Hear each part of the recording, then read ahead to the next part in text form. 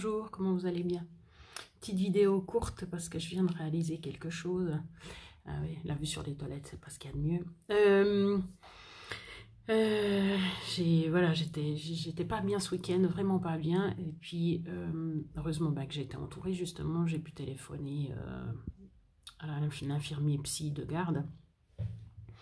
Et puis, il m'a vu, et puis il a dit aussi que c'était très bien que j'ai appelé, que j'ai demandé de l'aide, mais je viens de réaliser quelque chose, que dans ces moments où je vais pas bien, et puis justement j'ai des ruminations, c'était pas mon sujet, voilà, c'était, bref, c'est égal quel sujet, et puis ça m'obsède, et puis je vois pas de solution, après j'essaie absolument de trouver une solution pour me sentir mieux, et puis en fait c'est entre guillemets faux,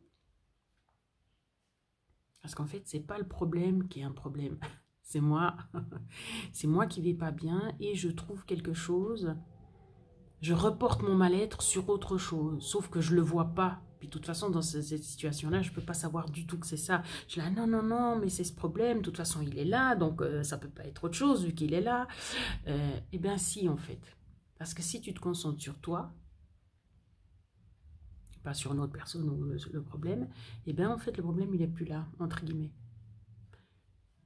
Donc ça veut dire que, voilà, j'étais tellement mal que, en fait, mon subconscient prend un truc, puis ça grippe, et puis, enfin voilà.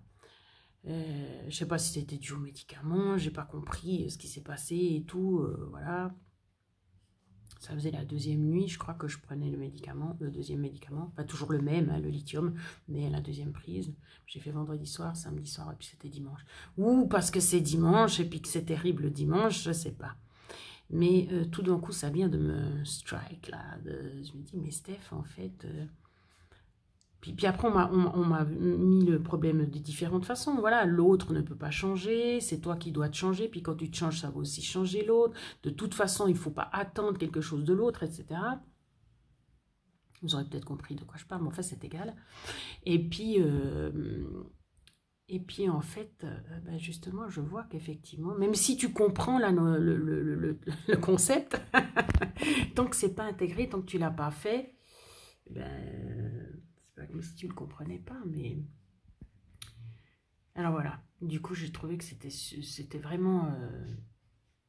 Ça veut dire que sur le moment, bah, si t'es mal, parce que j'aurai pas toujours quelqu'un qui va être près de moi pour me répondre, eh ben, il faut vraiment complètement comprendre que c'est à l'intérieur de toi, déjà que c'est ok aussi, c'est la parole fétiche ici, c'est ok, et puis que tu vas te calmer, puis tu vas mettre ton énergie, au lieu de ruminer, sur éventuellement aller mieux, donc des respirations, etc., etc. Voilà. Je sais pas si ça peut aider certains, mais c'était assez flagrant, voilà. Bref. Comprendre qu'on est le début et la fin de nos problèmes, en fait. Puis que l'autre, il est juste là pour autre chose. Mais que c'est pas censé être le centre.